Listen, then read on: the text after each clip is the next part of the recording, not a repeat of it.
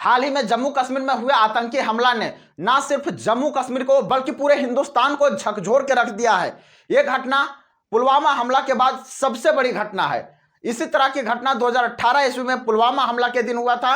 वह दिनांक था 14 फरवरी के दिन, और फिर से 22 अप्रैल 2025 को जम्मू कश्मीर के एक बहुत ही प्रसिद्ध टूरिस्ट प्लेस जिसका नाम है पहलगाम, उस जगह पे फिर से एक आतंकी हमला हो जाता है। और इस बार धर्म पूछ कर लोगों को क्या किया जाता है कि टारगेट करके मार दिया जाता है।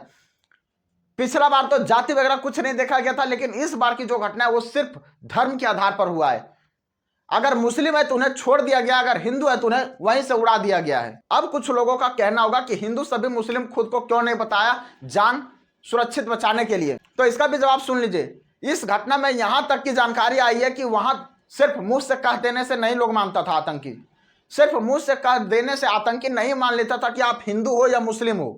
यहां तक कि उनके कपड़े उतरवा कर उन्हें खतना हुआ है या नहीं, इस प्रोसेस तक चेक करके उनको बचने दिया जाता था। जम्मू कश्मीर की यह जो घटना है वह पूरे हिंदुस्तान को झकझोर के रख दिया है, और साथ में पाकिस्तान की जो है वह चिंता बढ़ा दिया है। अब पाकिस्तान अपने आप में खलबली में, अब पाकिस्तान अपने आप में उलझ गया है कि अब उन्हें किस प्रकार के चुनौतियों का सामना करना पड़ेगा।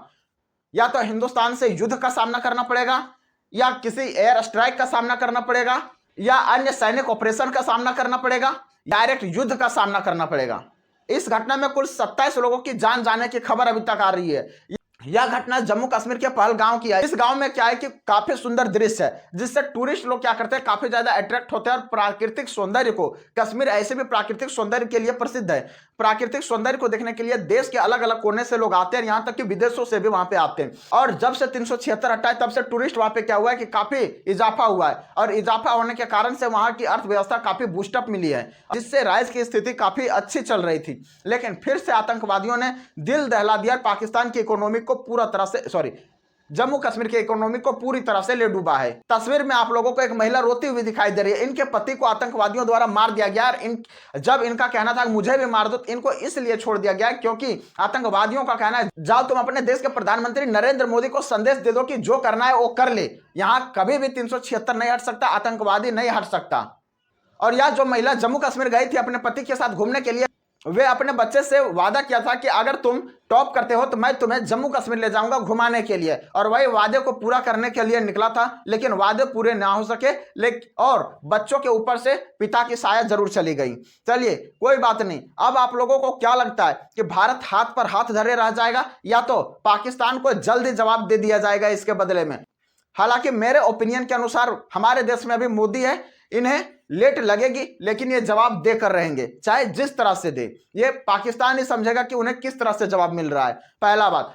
और दूसरी बात यह है कि अगर योगी होते इस जगह पे तो अभी तक पाकिस्तान को जवाब मिल गया होता, अभी तक पाकिस्तान को जवाब मिल गया होता। पाकिस्तान अभी बैठ के कोई कोना में रो रहा होगा। हालांकि जहां तक मीडिया रिपोर्ट्स के मुताबिक पता चल रहा है कि भारत 1960 के जो सिंधु जल समझौता है इसको रद्द करने की कोशिश कर रहा है, और पाकिस्तान को भूख प्यासे मारने की कोशिश कर रहा है इस चिलचिलाती हुई गर्मी में।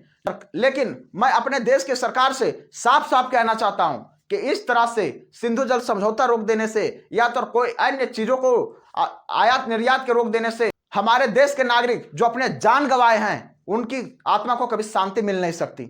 इसलिए इसकी कीमत सिर्फ हो सकती है जान के बदले जान। आप लोगों को क्या लगता है कि नरेंद्र मोदी पाकिस्तान के खिलाफ कोई सख्त एक्शन ले सकते हैं या नहीं? अपनी राय कमेंट में जरूर लिखिएगा।